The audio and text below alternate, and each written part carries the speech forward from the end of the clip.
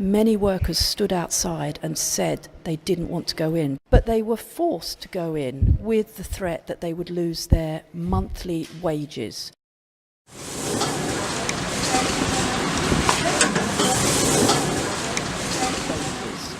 Our favourite chain stores promise to give these people help, money and support, but there's only been a trickle. And it's your desire and my desire for cheap, fast fashion that is creating potential death traps for workers throughout Bangladesh. And obviously it's very difficult when over 1,000 people have died in a single supply chain incident to provide balance. Who do I get to supply the balance? I mean, who thinks that's good? So that is quite difficult. I would also say that we are really have come up against the most extraordinarily brilliant PR campaign by some of the brands. And I will just say this, and I don't want to sound bitter and horrific, but I do think that we don't necessarily know who is working for who, and there's a lot of very highly paid consultants floating around who may or may not have the ear of lots of very influential people. So I think actually the debate a year on from Rana Plaza is rather subdued, despite the brilliant things that we've seen today outside Benetton and Gap, which will live on in the memory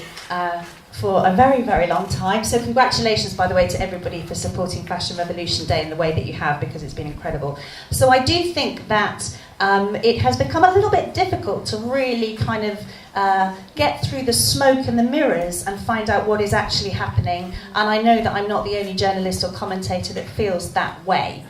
I do think there is a balance to be struck, however, and I understand that in the aftermath of Rana Plaza, it was very, very important to do two different things. One, not to demonise Bangladesh, and to completely acknowledge the importance of the ready-made garment industry, which, when I hear it from Amin, 76% of GDP or whatever it was. I mean, these are extraordinary figures. All the eggs are in that basket. So for companies to cut and run and preserve reputation at the cost of 4 million workers, that cannot be. So we have to understand why people, activists, labour rights organisations have had to sit down and have been very, very patient, I think, and played a really good game in trying to get those negotiations off the ground. Obviously, it makes my blood boil when those negotiations have been stymied or there have been all sorts of things that have happened last minute. And I do think it's a disgrace that at this juncture we can't say that the compensation pot for $40 million is full, because it's not. I mean, at best guesstimate, we've got $15 million. So that's where I am at the moment. A little bit disillusioned, but very heartened by what has happened today. I think we should never underestimate how powerful people coming together can be. That's what drove the brands to sign up to the Bangladesh Safety Accord. So over 150 companies all coming forward for the first time and signing up to a legally binding agreement which says they have to do the right thing by their workforces. They have to ensure that there will never be another Rana Plaza again.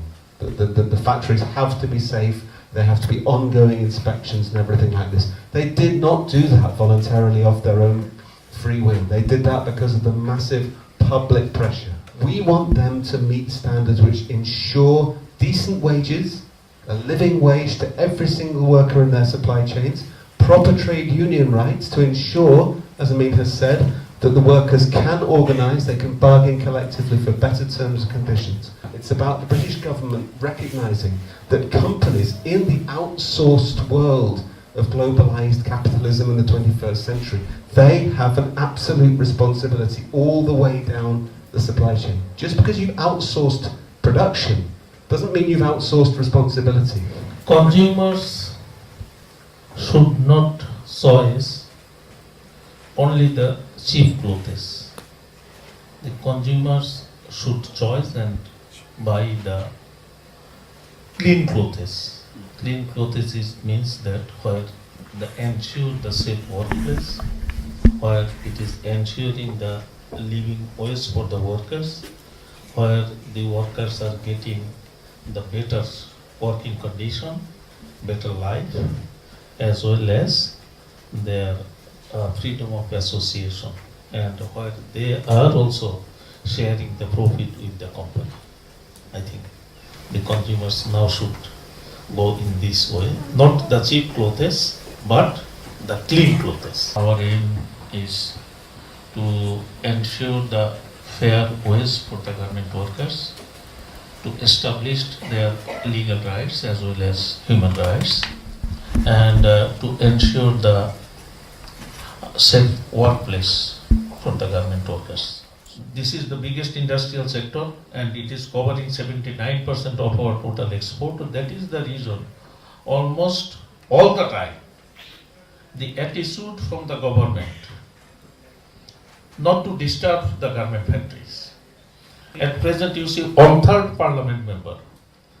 They are either directly or indirectly related to this garments and textile business. And actually the wearer and the worker are connected, and we need to make those connections, and I've begun to do that over the years, I think, as I've started to see a more complex picture. And I think it's really important also to say that when the high street began, which is really only 30 years ago, I remember reporting on the opening of Next and celebrating the democratization of style for everybody at a price point that was accessible for everybody, so that it wasn't just looking at what was coming from, say, the Paris catwalks and feeling somehow an outsider to that. I never guessed that in such a short period of time that democratization would become such an oppressive regime.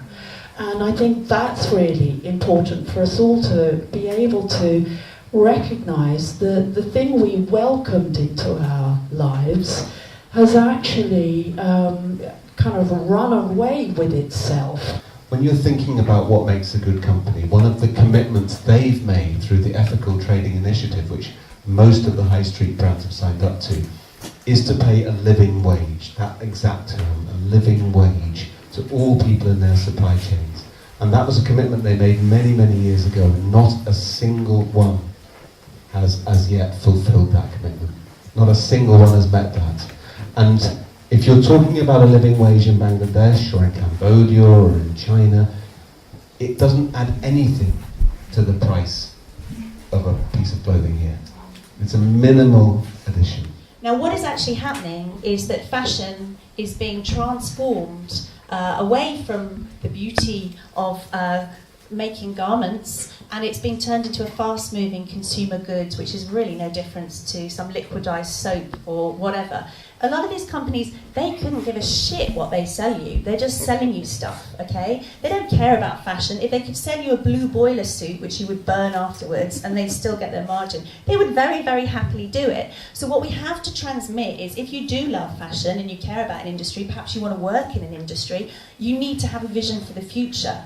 And the future, I can tell you, is not to generate vast quantities of disposable products for a transnational corporation. It really is not. I mean, I wonder whether, just sort of deconstructing that for a minute, whether when we look at fashion journalism, it's in service to the mechanisms of selling. So most magazines are only there because of the advertising revenue that they can accrue, and saying what needs to be said to keep advertisers happy. And it's a very different world now to the one that I began, where, as my friend Trish knows, when she started ID magazine 30 years ago, we said to advertisers, just because you're advertising doesn't mean to say we're going to feature your product.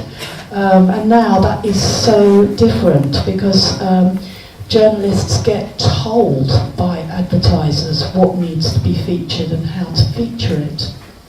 In the 10 years between 2000 and 2010, the average price of clothing fell by 25% in this country. Of women's clothing, it fell by 38%. And nothing else I'm buying has fallen by 38%. Everything else has gone up and up and up and up. We are now taking guidance in terms of almost spiritual and cultural behaviour from corporates.